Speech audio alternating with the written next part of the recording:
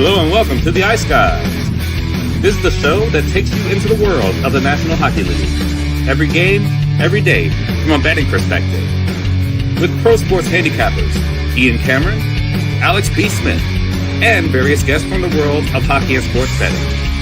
And now, here's your host, Ian Cameron.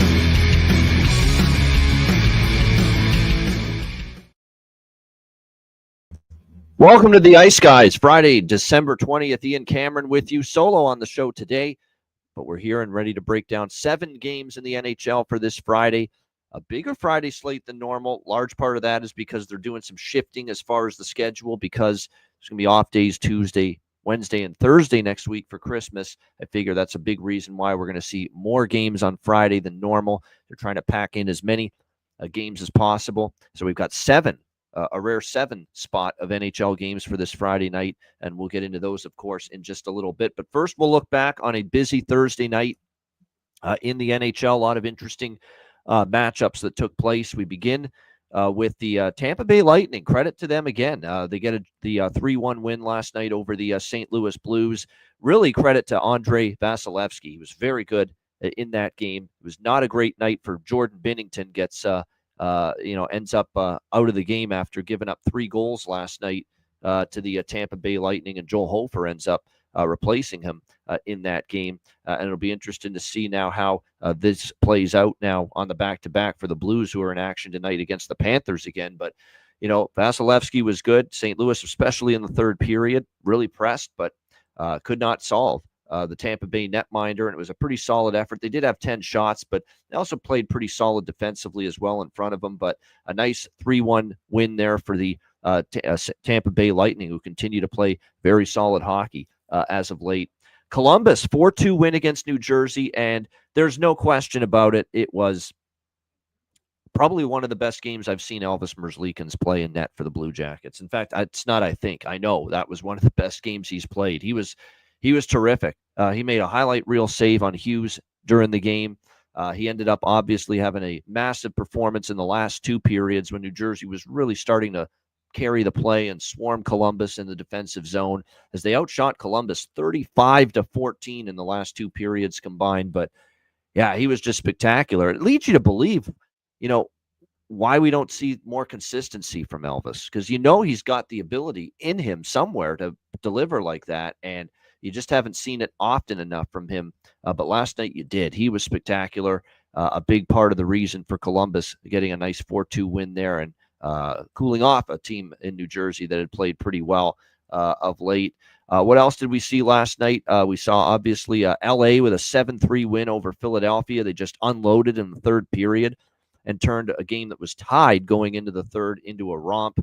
4 unanswered goals. The goaltending is just brutal for the Flyers. Brutal. I mean, and if Ersson is not going to pick up his game again, because I mentioned yesterday, I don't think he's played well since his injury.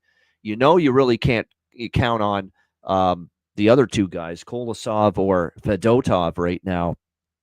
You're not going to win many games, and it's a shame because Philadelphia has been able to generate some offense. They've been able to score goals, but they're giving up too much. Tortorella knows it. The team knows it, but when you have so many issues right now in net, you're going to have some trouble. The defense has to help out the goalies too.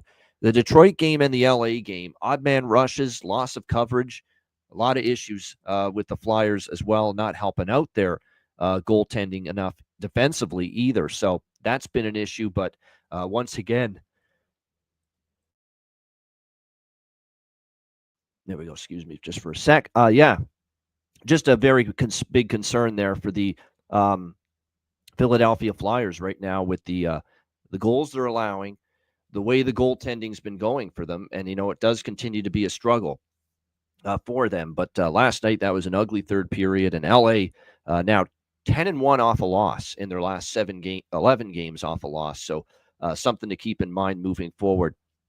Pittsburgh. How about them? 5-4 against Nashville. What turned into a pretty entertaining game, actually, between these 2 teams. Nashville gets up 3-1.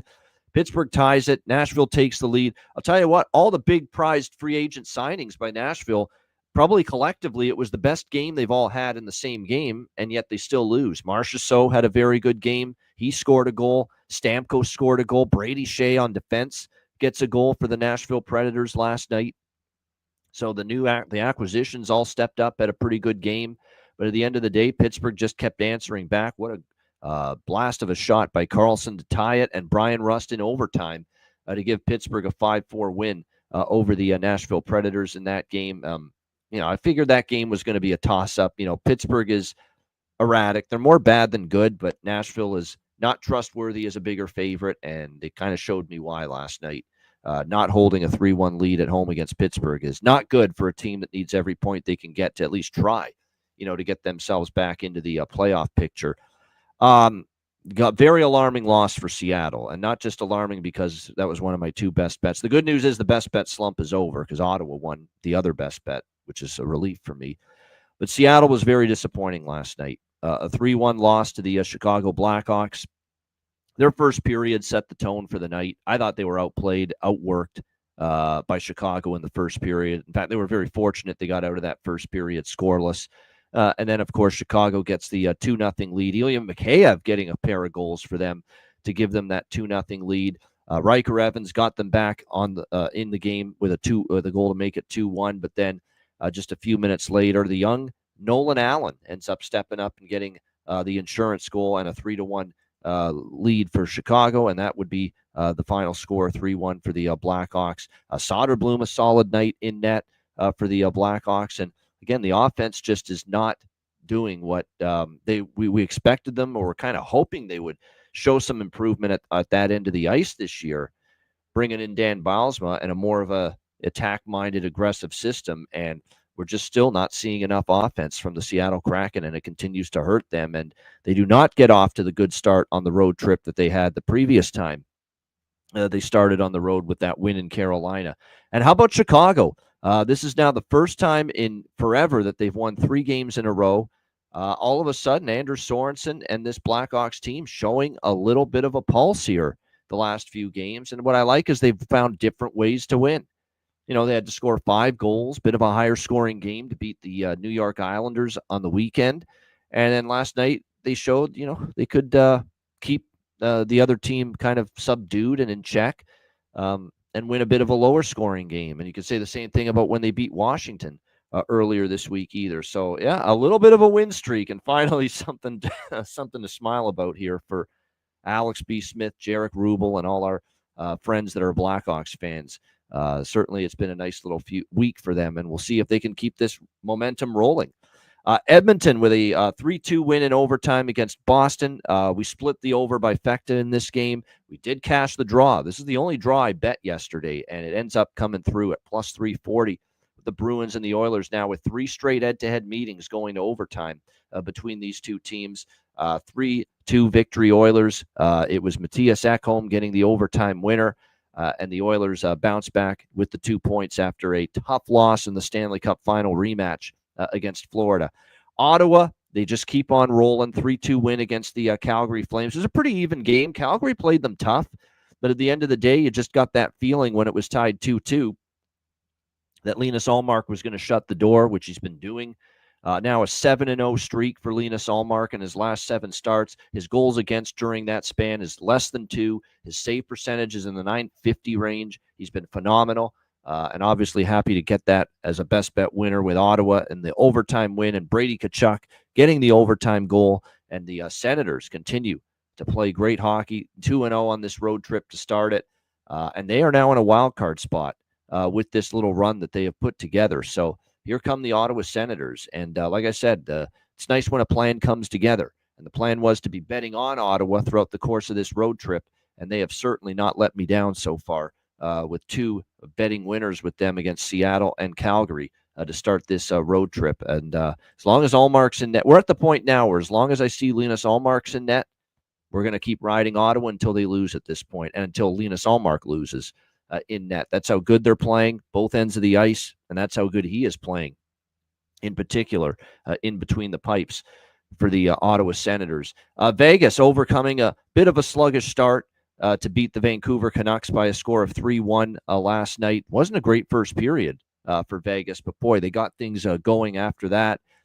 Certainly was a dominant second period where they finally got on the board, and then they got William Karlsson with the go-ahead goal, and then the empty netter from Brett Howden to put it away, a 3-1 win for the Vegas Golden Knights. Lankinen, a rare home road loss, I should say, for him as a starting goalie. Adin Hill continues to play well for Vegas. This has been a nice stretch for him other than the Edmonton game.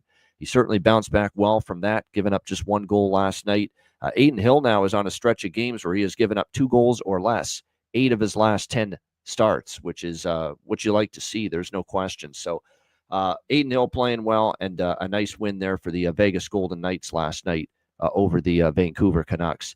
And last but not least, I almost forgot this one, Colorado and San Jose. Colorado with a 4-2 win over the San Jose Sharks. San Jose led 2-1 going into the third period in this game. Sorry, I should say 3-1 it was, or yeah, no, it was, 2-1. 2-1 for San Jose going into the third period of this game. But Colorado with the 3 goals unanswered in the third period. They get 2 from Yoel Kiviranta, power play goal by Rantanen, and they get the 4-2 win against the San Jose Sharks as Blackwood prevails over Georgiev in the battle of these former goaltenders playing one another. And I'm sure I said this on Twitter X once that game ended. He wasn't actually that bad, Georgiev, but the fact remains what we don't like about him. When the game's on the line, like you're up 2-1, you got a chance to bring that game home and get the job done for your team. And just the pivotal save and the key save and the critical save at the big moment, at the critical moment, he doesn't make it often enough, Georgiev. And that has been what's constantly hurt him in his career, especially of late with these struggles that he's had the last year or so. And after that game was over, I'm sure that if you're Colorado, you're starting to think to yourself now that you saw Georgiev for the first time on the other side since that trade, you got to be so glad you're not having to deal with this crap anymore. You know, he's out of there. You know, you got some goaltending now that at least gives you, I think, more of an opportunity. Like, it's all about momentum. And, you know, you've got to keep the momentum on your side if you're Georgiev there when you've got that 2-1 lead. He wasn't able to do it. And that's exactly what the issue has been for him. Key saves, critical saves, holding leads, not up to the task. And we saw it again last night. Colorado team total over hits for me. Unfortunately, the full game over fell short. And, I thought we maybe would get an empty netter by Colorado to make it 5-2, or maybe San Jose would have scored to make it 4-3 with the extra attacker, but it didn't happen. And because of that, the full game over falls short. But we did cash the Colorado team total over. If I had, by the way, if there was a third best bet for me yesterday, because I decided I would go with 2, Seattle and Ottawa, because I couldn't decide. But if there was a game I had lined up to maybe be the third best bet, it was probably going to be that Avs team total over. So it was good to see that cash in. All right. With that in mind, let's get to Friday's slate. We've got 7 games. We'll begin with St. Louis and Florida. Florida minus 300 home favorites, 5.5 the total here in this game. I'm going to be stubborn here and just dabble a little bit with the Blues at this price. I know Florida's, after the 2 losses against Calgary and Vancouver, back-to-back shutout losses, they've exploded. They beat Edmonton 6-5. They beat Minnesota 6-1. St. Louis is on a back-to-back. I get all of that, but they are coming home off a 5-game roadie, the Florida Panthers, and they got the 2 games with Tampa Bay coming up on Sunday and Monday following this game. So a little bigger fish to fry, little bigger games coming up on tap here for the Florida Panthers. And at this price, I'm okay taking a shot. If it loses, we won't lose any sleep. But I just think at this price, you got to dabble here, at least in St. Louis, a little bit here with this situation with the Blues, trying to find their way. I don't think the Blues played that poorly last night, quite honestly, against Tampa Bay. It's just they couldn't solve Andrei Vasilevsky and couldn't finish their chances in that 3-1 loss. I don't think they played a terrible game. And now you catch Florida coming off that road trip. And that's true. There we go. Jonathan with I forgot about that. The beating the Minnesota Wild and then fading teams after defeating the Minnesota Wild. Teams after defeating Minnesota 3-7 in their next game. So that does say bet against Florida here, coming off that 6-1 win against the Wild on Wednesday night. Yeah, I don't mind that. I'm probably going to do a split with St. Louis in the first period and full game money line, because the first period could be an edge too. Florida's first 20 minutes off the long road trip through Seattle, through Vancouver, through Calgary, through Edmonton, through Minnesota. And now you're coming back home. It just feels like it could be one of those spots that could be dubious. It's also worth noting St. Louis has beaten them here twice in a row here in Florida.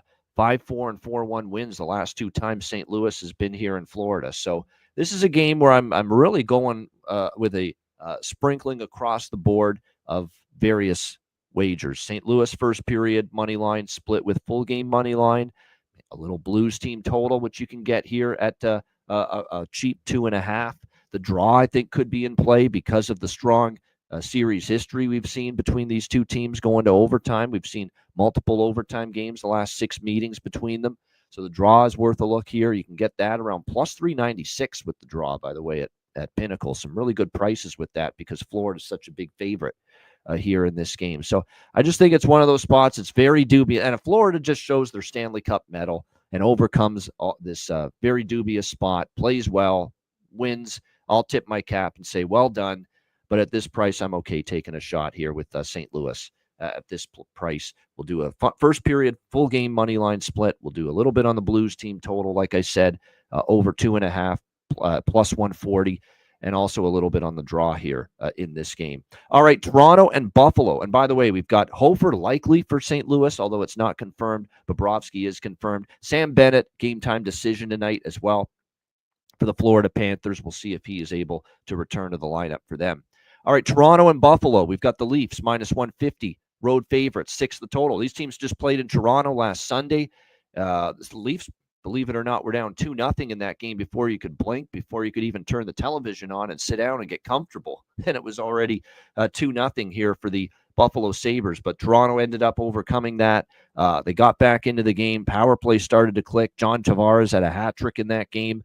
And it was a nice 5-3 win there for the Toronto Maple Leafs. Back-to-back 5-3 wins for Toronto because they won in Dallas by that same score the other night. Although they did get outplayed heavily early in that game. Dallas was up 2-1. Looked like Dallas was maybe going to start to pull away. And then there's Joe Woll with a massive save on a breakaway on Rope hits. Toronto goes down. Matthews feeds Nylander. Roof job, tie game. And from that point on, it really felt like Toronto started to get their footing under them, started to stop the Dallas onslaught a little bit and just really settled the game down from that point. And they did get better from that point on. So credit to Toronto. Now, in the past, I'd have no hesitation betting against Toronto in this spot because in the past, these are the games they'd fumble. These are the games they would screw up. Off a great win against a good team, and you're playing a lowly team like the Buffalo Sabres, who are obviously in a world of hurt right now on an 11-game losing streak coming into this game tonight. But these are the games the Leafs would find a way to, play down to their competition, play down to their opponent, and lose. There's no question about that. But we kind of think Toronto's made of a different makeup this year mentally. And we haven't seen them get tripped up in some of these spots of late. The Detroit game is probably the one example. Pittsburgh, they lost 5-2, but that was a tough spot. That was a back-to-back for the Leafs because they played Washington the night before. I don't think that was a bad play down spot necessarily. The Detroit game was one where it was pretty even and puck wasn't going in for. I don't think they played horrible in that game. I mean, I'm talking about games where they are disconnected and they don't look emotionally invested at all for 3 periods. Those are the games that I don't think Toronto has had as many of those type of games this season under Craig Berube. Ukko-Pekka Luukkonen is projected in net for Buffalo. The big news for Toronto is since the injury to Anthony Stolarz, they have had Joe Woll and Dennis Hildeby as the 2 goaltenders for this team. But they've made a switch. They've sent Dennis Hildeby down to the American Hockey League with the Toronto Marlies. And I think the reason for that is because, we saw in the Buffalo game, they won with Hildeby, but he did give up the 2 goals early. He did look a little shaky in that game early. He got into the game earlier against New Jersey. They won that game, but again, a little bit he's not ready for full-time NHL duty yet. He's going to be pretty good, I think, or at least the chance to be a good goalie at this level. He's big. He covers a lot of the net. He's more mobile for a bigger goalie than you would think. But he still is a work in progress, a project. He needs more seasoning, and it's at the point now where with Stolarz being out for a long period of time, it's not beneficial to Hildeby to just have him only starting a handful of games in back-to-backs. To continue and accelerate his development as a goalie, you want him playing every other day, every other night.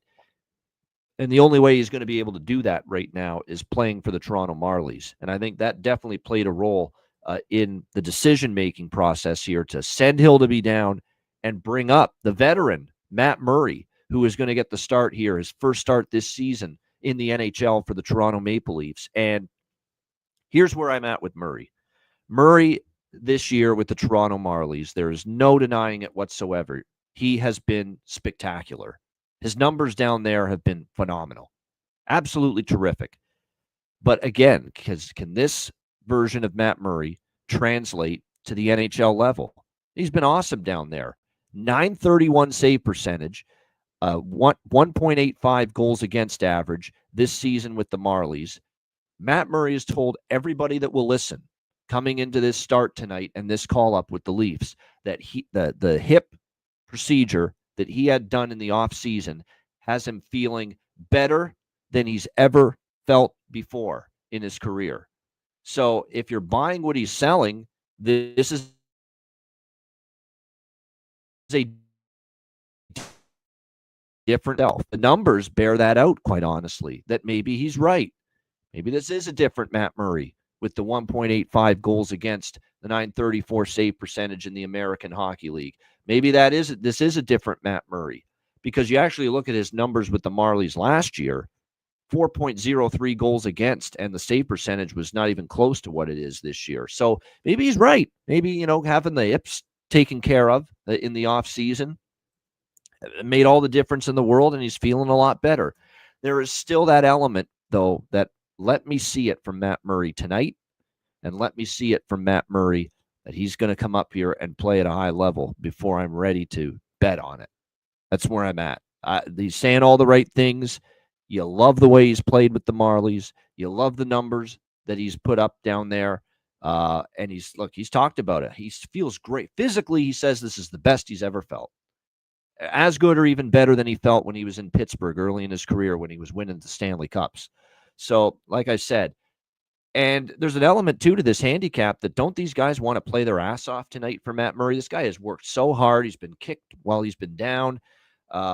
He's been, looked at as someone they, put him on an island. Just you find a way to get rid of him, make him disappear. There were some Leaf fans saying that about him, with the struggles, the inconsistencies, and obviously the injuries he's had. The players know that he's battled through a lot mentally and physically. Shouldn't the Leafs want to just go all out and not take Buffalo lightly simply because, hey, Matt Murray's here. He's battled his ass off to get back to the National Hockey League. We don't want to let him down. Let's play hard for the guy. You would think so, but this is Toronto. And whether they have that kind of focus tonight, still remains to be seen.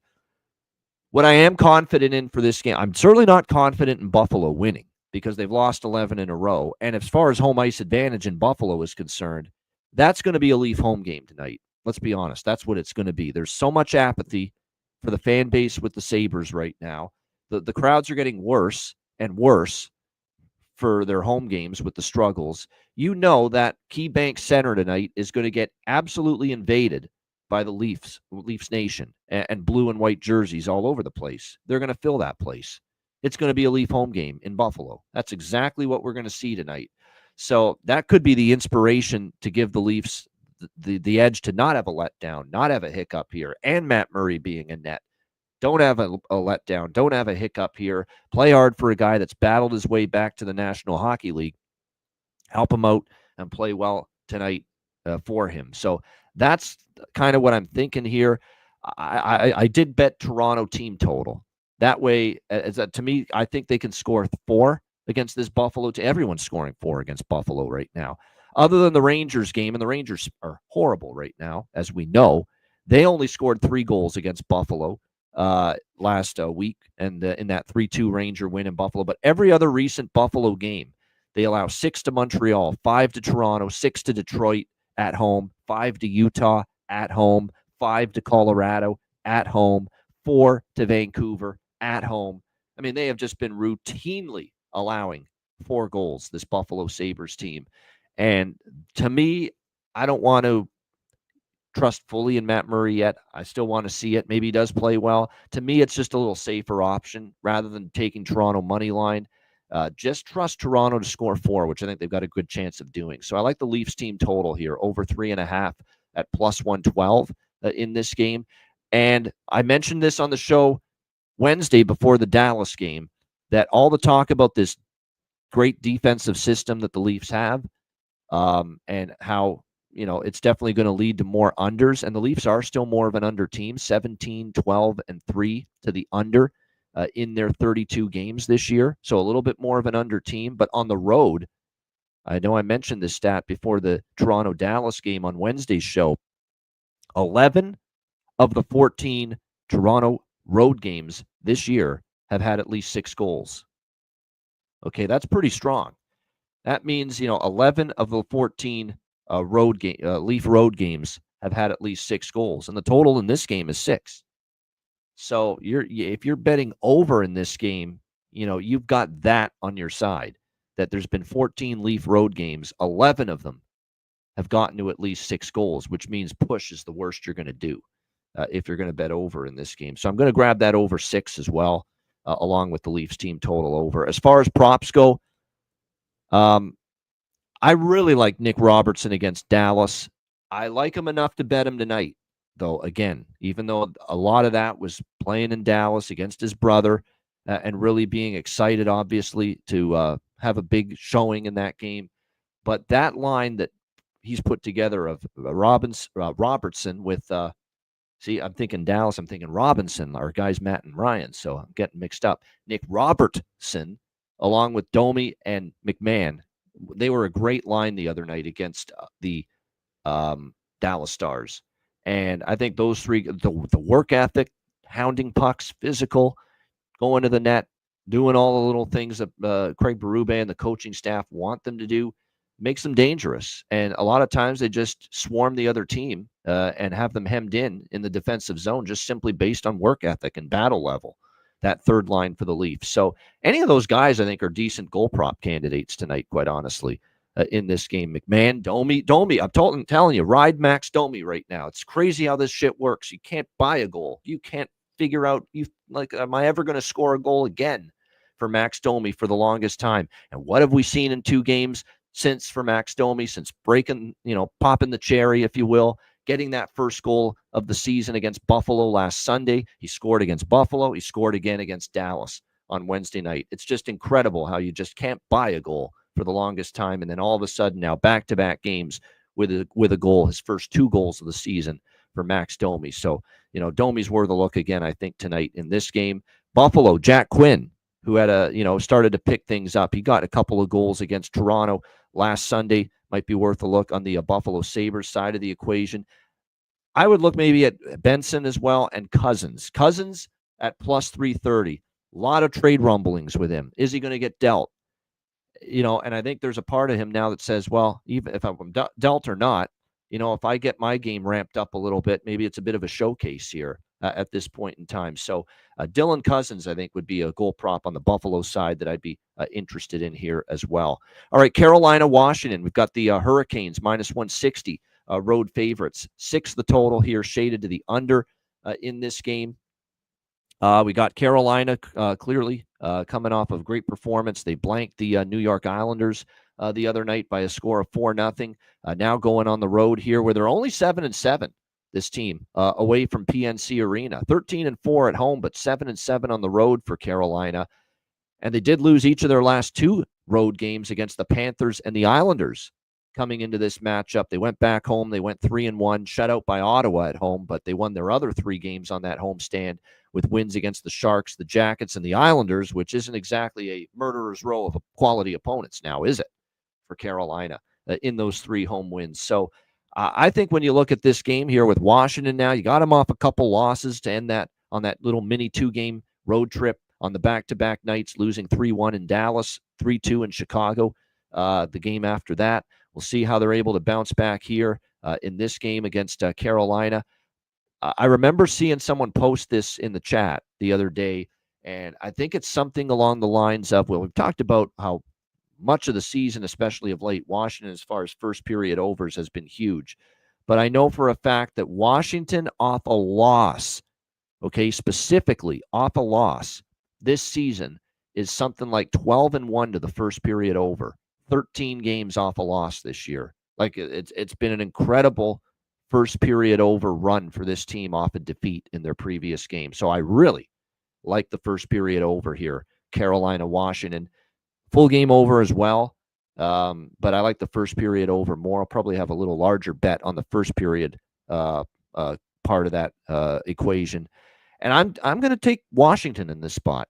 Plus 136, even upwards of plus 140 at some books is what we can get here with the Washington Capitals. There's enough concern I have for Carolina, that I don't fully like this price with them. I don't like the way they've recently been trending in their road games, and again, they're just a 500 road team. Carolina entering this game tonight against the Washington Capitals. And Washington, has given them some tough games. Even the games Carolina's won, they've not been easy. The last time they were here in Washington was last March, and it was a 7-6 shootout win for the Capitals. It was a crazy, crazy game in that matchup between the Hurricanes and the Capitals. So you look at Carolina, and they are, at least in my opinion, a little bit more susceptible on the road. They're actually on a 4-game losing streak on the road coming into tonight here against the Washington Capitals. Their last 4 road games for the Caps, or for the Hurricanes rather, they lost 4-3 to the Islanders, 6-0 to Florida, 4-2 at New Jersey, and 5-4 at Columbus. You got to go all the way back to a month ago, November 20th, the last road win for the Carolina Hurricanes. 0-4 in their last 4 road games. Now, they haven't played a ton of road games during this stretch, but, like I said, this is a big price for a Washington team that's now off 2 losses, is probably going to be focused here for this game tonight. So I do like Washington in this spot, and at this price, plus 130, and I like the over by Fecta here as well, especially that first period over, which I think is especially strong given the track record of the Capitals rather, off a loss where they've been just utterly incredible to the first period over so far this year. All right, next up, we've got Montreal and Detroit. Red Wings minus 150, home favorites. The total in this game at 6, pretty much across the board. I like Montreal a little bit here at this price. Detroit's not a team that I think, I'm ready to lay minus 150 with the Detroit Red Wings. At this point in time, I know they're off a nice win the other night against Philly 6-4, and they beat Toronto at home 4-2 before that. They've won 3 of their last 4 games. But this has been a very, very tight series. 1-goal games galore. By the way, you talk about draw candidate. I don't think it gets stronger for a draw candidate than this. Montreal versus Detroit. 4 straight times it's gone to overtime or a shootout. And in 7 of the last 9 head-to-head meetings between these two teams have gone beyond regulation. That's right, 7 of the last 9 head-to-head games have gone past regulation. So this is an absolute must-draw game for me here. Got to bet the draw here, given that kind of track record between the Habs and the Red Wings. Again, you can get plus 325 with the draw at Pinnacle. Again, we're not getting as good with the draw prices, which is why you got to tighten the belt. You can't be betting as many draws when they're starting to shortchange us a little bit. They're not giving us the same great prices anymore with some of these draws. But this makes all the sense in the world. Plus 320, plus 325, looking at a draw here in this game tonight between the Canadiens and the Red Wings. In fact, I like the draw more than I like Montreal. I lean Montreal just because I think the price is a little steep here on the Detroit Red Wings. And I got to go back and look. Here's another situation where I got to look back. These mediocre teams, when they're favored, because I know Detroit's been an underdog in a lot of their recent games. How have they done when they've been favored? And I mean favored by, this kind of a price. Last time they were favored by minus 140 or more. At San Jose, they lost in overtime. Minus 146 road favorite at Anaheim. They lost 6-4. This is Detroit I'm talking about. Let me see. Any other spots where they were minus 143, the very first game of the season at home against Pittsburgh, and they lost that game 6-3. So minus 140 favorite or more 3 times this year, Detroit, in this price range, laying minus 140 or more, and they are 0-3 in those 3 games. So not a team you can rely on, really, as far as not a team you can rely on at this point in time as far as laying a price, given that track record. Again, just go back and look at their game log this year. The Detroit Red Wings is a minus 140 favorite or more, which has been the case for them 3 times, 0-3. So, yeah, for me, this is Montreal at this price, and I really like that draw. That draw is definitely worth a look. And I know Montreal, actually, this could be over by effective for me as well, because I know Montreal has been a very hot starting scoring team early in games, 8-2 to the first period over for the Habs in their last 10 games. So I'll tack on an over by factor here. I like it more in the Carolina game and the Washington game, but we'll tack that on as well here with Montreal and Detroit. 8 of the last 10 Montreal games have gone over in the first period. Lucas Raymond. I know it's not a bargain bin caliber price with Lucas Raymond, but he has been the offense for Detroit lately. He's carried them at that end of the ice. So I think when you look at it, you got to look toward Lucas Raymond props. One thing I know about Detroit, their penalty kill lately, their penalty kill all season really has not been good. And this Montreal power play, 3 goals against Buffalo. The power play has been really good since Patrick Laine came into the lineup returning from injury, and now you got him and Hudson creating this magic with the man advantage. So this is another night where I'd look at Laine goal, Laine power play point, Lane Hudson power play point. This is one of those games where if Montreal gets those power play chances against a shoddy penalty kill like Detroit, they're going to probably be able to take advantage of that. So it's another nice night to maybe get involved with some of those props with the Laine and Hudson power play point looks, which again, you're talking plus 300, plus 350, with a lot of those prices. Really good prices for both. I mean, Lane Hudson power play point is still plus 300, at a lot of books. Laine power play point plus 300. So definitely worth, and Laine, even to get a goal, plus 210, still a decent price. So those are all interesting player props that for this matchup, I am certainly interested in. All right, Utah and Minnesota. We've got the hockey club currently slight road underdogs here. Minnesota minus 130, home favorites. The total sitting at 6, shaded to the under here in this game. Not a good night, obviously, for the Minnesota Wild the other night. They end up losing 6-1 to Florida. They'll look to bounce back here in this game against Utah, which had a nice come-from-behind victory in their last game over the Vancouver Canucks. We'll see if they can build on that here in this one tonight, taking on the Minnesota Wild. These two teams did meet in Utah earlier this month, just 10 days ago. Ended up being kind of a wild game back and forth. Kind of exploded on the scoreboard after a slow start in the first period, and it was a 5-4 shootout win for the Minnesota Wild in Utah in that game. I believe that was when we were on the BetCast that night, and we all liked Minnesota in that spot. With Utah was coming off a long road trip in the East, and Minnesota did find a way to get the win there in that game. We got Karel Vejmelka and Marc-Andre Fleury in net for their respective teams. Fleury back in net after giving up 6 to Florida, probably the worst start he's had in quite some time. He was playing pretty solid before that. Gustafsson is dealing with the lower body injury still, so he will not be in net for either of the next 2 games. He has already been ruled out for Minnesota's game tomorrow in Winnipeg on the back-to-back. So with Fleury starting tonight, probably a good chance we see the wonder kid, the future, in the net for Minnesota tomorrow night. The Swede, Jesper Wallstedt, probably a good chance that he's going to get the start tomorrow night for the Minnesota Wild against the Winnipeg Jets, with Fleury getting the assignment here tonight against Utah. I don't have anything strong on this game, honestly. It feels like I don't want to fade Minnesota at home off a 6-1 beatdown. It certainly feels like Minnesota's going to want to bounce back here. But they have lost 3 of their last 4. I don't love the way their game's been trending. Like I said, defensively, all of a sudden, you go back to the LA game for this Minnesota team, 4-4-7, 3-6. That's what they've allowed here in 5 of the last 6 games. That's concerning. Their defensive game has fallen just a little bit. I don't know if I'll bet it. Like I said, I'm more likely to pass on this game, but I'll throw this out there. Utah's team total is 2.5. They are playing with redemption for losing that game at home to Minnesota just 10 days ago. Minnesota, like I said, they've given up 6, 3, 7, 4-4 in 5 of their last 6 games. The only game that they held a team to fewer than 3 goals was Philadelphia, 4-1. That's it. And the other games recently, they've given up at least 3. Meanwhile, you look at Utah, 6 straight games, they've scored at least 3 goals, this Utah Hockey Club. So that 2.5, I could make a case for a Utah team total over 2.5, minus 135, minus 140.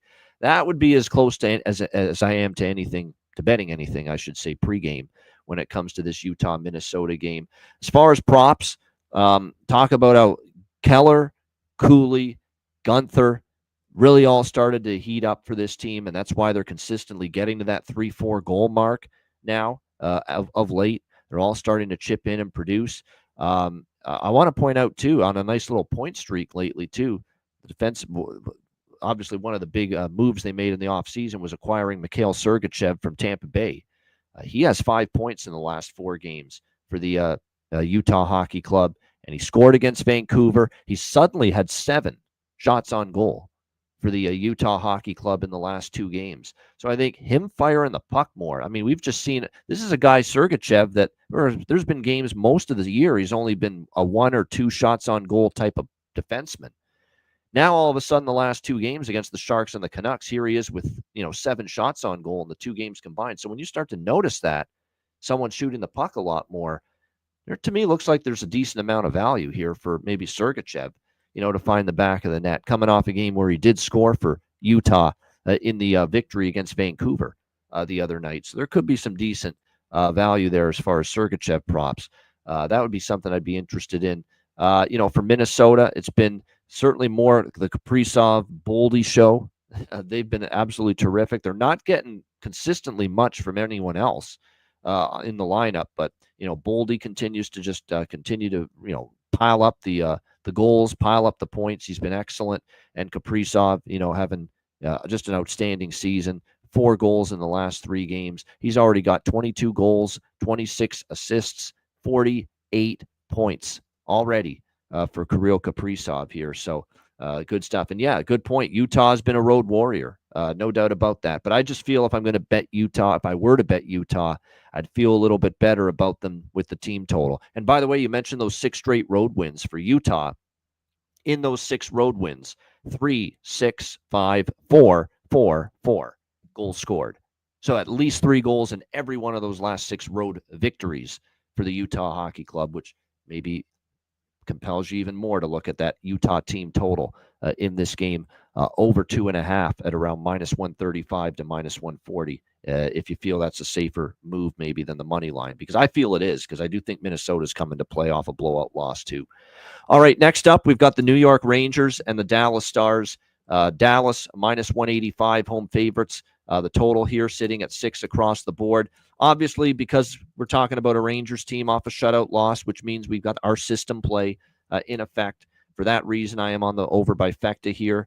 But again, this has not been the surefire banger game in and game out auto cash that maybe it was a few weeks ago or a few months ago. Now, we did hit it a couple games ago with Florida and Edmonton, as easy as it gets with the system play that night. But again, we saw it last night with Seattle and Chicago, which was a system play with the over by Fecta, and didn't get there with either the first period over or the full game over. That being said, it's not like there was no offense generated in that Kraken Blackhawks game last night. There was some pretty good goaltending. There were some missed chances. There was definitely enough possibility for goals based on the pace and based on the chances that were generated. There just wasn't enough finish, unfortunately, with that Seattle-Chicago game. But that's probably all I'm going to bet here. Dallas has got some issues. There's been a flu bug and an illness running through the Dallas dressing room all week. And, it's already taken out Dumba. Dumba was injured, but it's taken out Lundqvist. It's taken out Thomas Harley on the blue line. Neither of those guys are a sure thing to suit up tonight. Mason Marchment took a cross-check from Max Pacioretty in the game against. I'm actually surprised that was not called a penalty the other night. But nevertheless, he took a cross-check in that game, and game-time decision here tonight for the Dallas Stars. And obviously, he's had a great season so far with the 12 and a 15 and 27 points for Marchment so far this year. There's some shifting going around on the blue line for Dallas as a result of the injuries / illness that's going on. And we're seeing, it looks like a different blue line core every night. Like I said, Harley's game time, Lundqvist game time decision, Dumba's still on IR, Lindell, Heiskanen, Brendan Smith's getting more opportunity now. Same with Ilya Lyubushkin, Leon Bischel, the great young Swiss defenseman who I continue to be impressed with. He's physical, takes the body, shoots the puck. He scored a couple of goals already. You're going to have to ask for more from him now. We'll have to wait and see. Up front, again, we'll have to see if Marchment plays, but that's going to be a game time decision as well. I just don't feel comfortable laying this price with Dallas. Now, certainly the bounce back theory is in play here, coming off the loss to Toronto. They probably feel like they maybe deserved a better fate because they definitely outplayed the Leafs heavily in that game, and we're about to make it 3-1. Joe Woll makes a big save on a breakaway, and then it was just never the same after that. Toronto really started to get to their game and play better from that point on. I just don't think this price is right to bet Dallas. And there's nothing that'll get me on the Rangers, nothing. With what I continue to see from them. When you're getting shut out by Nashville just gave up 5 goals to Pittsburgh, okay? And here's the Rangers getting shut out by that same Nashville team. So it doesn't give you a whole lot of confidence right now with the Rangers. So I want nothing to do with this from a side perspective. For me, this is just, we'll bet the over by fact. It fits the system. Teams off a shutout loss as the Rangers are here in this game. So just over 1.5 first period, over 6 full game for me with Rangers and Stars. Again, if you're going to bet anyone for player props right now in the Rangers, don't be looking at your big guns. And by the way, Panarin for the Rangers is a game-time decision with an upper body injury. He's missed 2 games in a row, and obviously not having him hurts. They've scored 2 goals in the 2 games combined without Artemi Panarin. But you're not getting much from your veterans at the moment. A lot of your productions come from your Will Cooley and your Brett Berard and some of these other younger players that are making more of an impact on the high-priced forwards have been lately here for the New York Rangers.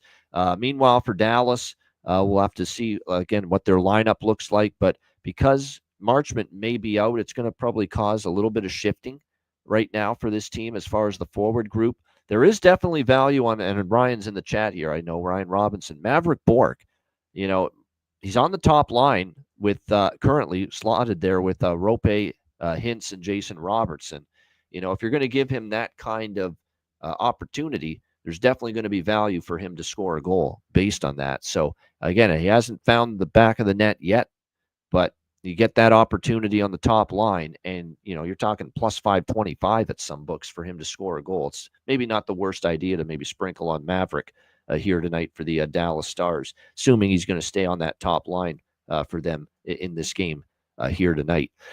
All right, final game of this Friday slate. We've got the Colorado Avalanche and the Anaheim Ducks. Colorado minus 250, road favorite, 6.5 the total here in this game. Is this potentially a giant killer spot for the Anaheim Ducks, which they took advantage of, obviously, earlier this week against the Winnipeg Jets, beating Winnipeg by a score of 3-2 and a last-minute goal by Troy Terry for the game winner for Anaheim in that victory against Winnipeg. That's a little bit of a different situation, though, because Winnipeg did have Eric Comrie, their backup goalie, clearly a downgrade from Connor Hellebuck. So you do have to factor that in as to helping out Anaheim get that victory, obviously, over the Winnipeg Jets the other night. It looks like tonight, as far as the goaltending matchup, John Gibson confirmed in net here for the Anaheim Ducks already. We probably will see Scott Wedgwood tonight for Colorado after Blackwood got the victory against his old team, the San Jose Sharks, last night. Anaheim is not on a back-to-back. They play, I believe, Sunday after tonight, but they don't play tomorrow. This is just a decision by Greg Cronin to put John Gibson in between the pipes, even though you guys know that I certainly like the I certainly like the Lukáš Dostal, the young goalie Lukáš Dostal, a lot better than I like John Gibson right now. But the fact remains, this is going to be a Gibson start, and that kind of doesn't want me to get that. Kind of takes me off the interest I have in Anaheim.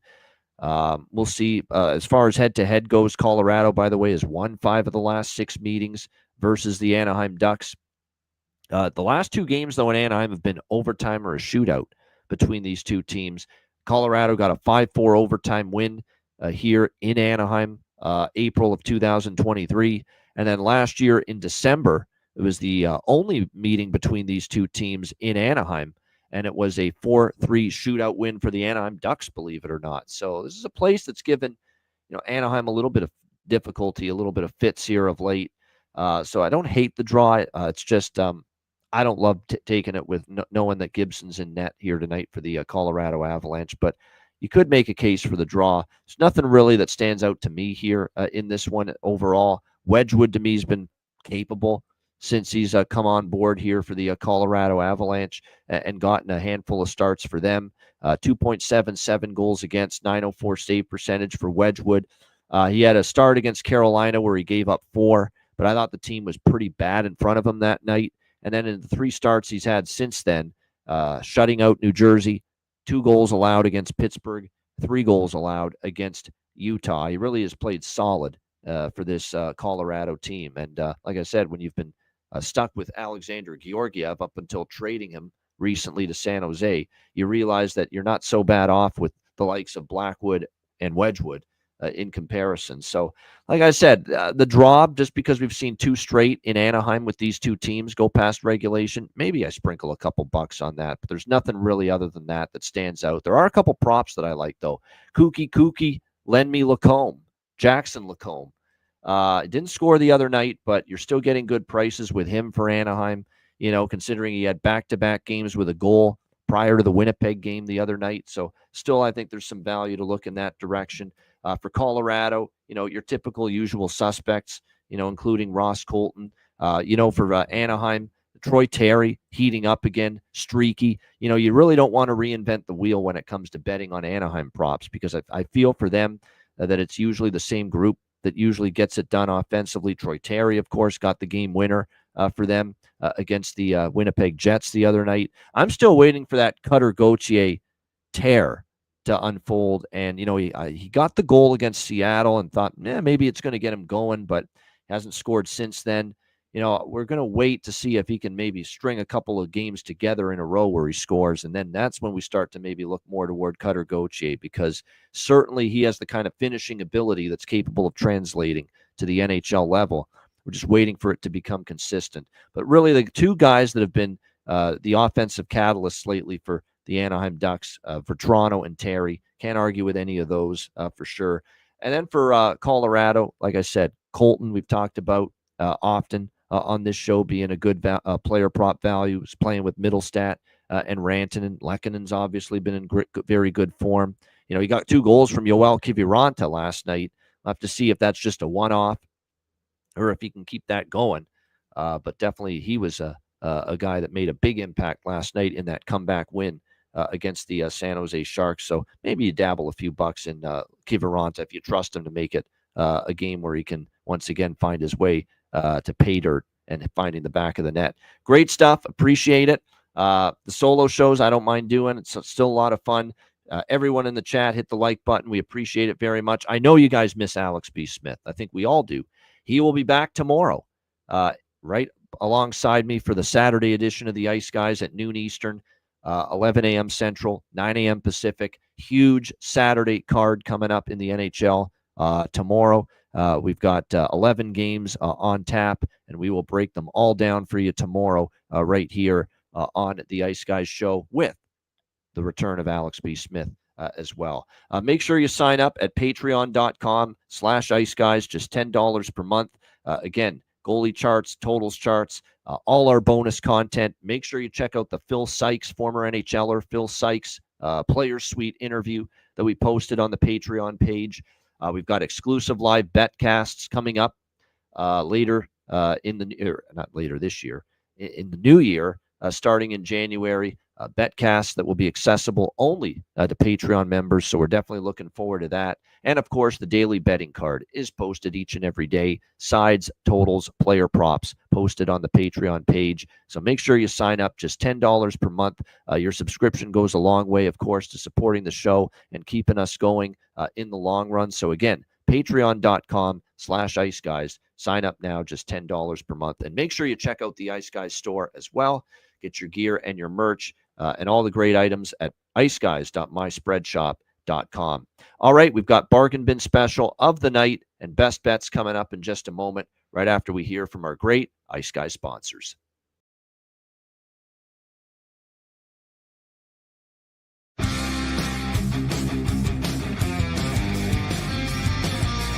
Support for the Ice Guys podcast is provided by Boston Hemp Incorporated, Manscaped, Power Play Sportsman, Raise Your Game, Tailgater Social, and a big thank you to all that subscribe to the Ice Guys Patreon page.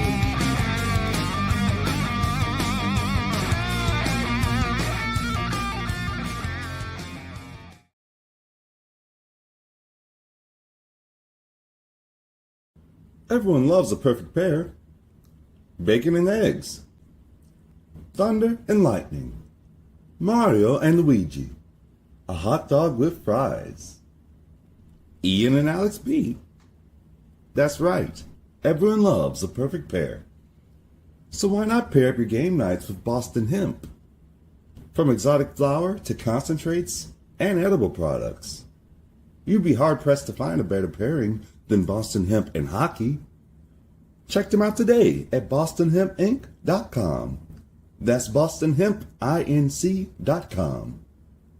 Boston Hemp Incorporated, the official smoke sponsor of the Ice Guys. Void where prohibited by law. Not available outside of the United States. Must be 21 or over to obtain products. Check your local regulations to see if Boston Hemp is available in your area. All right, shout out to all our great Ice Guys sponsors, including Boston Hemp Inc. 20% off all orders on the website using the promo code IceGuys at bostonhempinc.com. All right, bargain bin special of the night. Our consecutive day winning streak with the bargain bin special of the night came to an end last night. So we'll see if we can get back right in the saddle again with a bargain bin special winner here tonight for this Friday night card. For bargain bin special of the night, I'm going to go to Toronto Buffalo, and I'm going to see if this guy, after not scoring a single goal all year, can now make it 3 straight games with a goal for the Toronto Maple Leafs. Max Domi, plus 500 at FanDuel is the best price available for him. I like it. This is what you get often with talented players. They can't buy a goal, and then when the first goal goes in, the floodgates open, the confidence comes back to their legs, to their stick, to their hands, you name it. And I think we're starting to see that here for Max Domi. That was a wicked wrist shot to beat Ottinger the other night when he scored against the Dallas Stars. So Max Domi, Toronto, plus 500. A building where his old man, Ty, had a lot of battles with Rob Ray in the past. So Max Domi for Toronto, plus 500. For my bargain bin special of the night. And I like Ryan's, Ryan Robinson with his. I like his with Maverick Bork. I think Maverick Bork is going to score sooner rather than later, and it's a good price on that. All right, my best bet for this Friday card. More often than not, you guys know that I go with totals for best bets, but the totals have been kind of cold lately. At least the ones I picked. I shouldn't say across the board they've been cold. The totals I picked for best bet haven't been doing as great lately. I went with a couple of sides last night for best bet. We split going 1-1 with them. Ottawa was the one that cashed. I'm going to go to a side tonight on this Friday slate. And I'm going to Washington. I feel it with Washington tonight. I really do. Plus 136, upwards of even plus 140 at some books with the Washington Capitals tonight as home underdogs. This is a Carolina team that is only 500 on the road. That's 0-4 in their last 4 road games. You've got a Washington team coming back home after 2 losses on the road back-to-back to Dallas and Chicago. I think there's going to be great focus here tonight for the Washington Capitals in this game. They still have a very strong home record overall on the season as well. I think this sets up nicely for a nice bounce-back spot for a Washington team against a Carolina team that is certainly more shown to be more vulnerable away from home in recent games. So I'm going to go with Washington, a live home underdog tonight, plus 140 against Carolina for my best bet here for this Friday NHL card. Shout out to everyone in the chat. Appreciate it very much. Hit the like button if you haven't done so already. Appreciate it very much. And again, got a huge card and a big Saturday show with Alex B. Smith back in the house with me tomorrow. Looking forward to that. A reminder, the Ice Guys is live 7 days a week, Tuesday to Friday, 2 p.m. Eastern, Saturday, Sunday, Monday, noon Eastern. If you can't watch the show live, download the Ice Guys podcast in audio form on all major podcast platforms. And a reminder, too, Patreon, Alex is still handicapping the card. Great point by someone in the chat. So his Patreon card gets posted each day. I'm Ian Cameron. Have a great Friday night. Enjoy the games and good luck. We'll see you tomorrow on Saturday for another edition of the Ice Guys.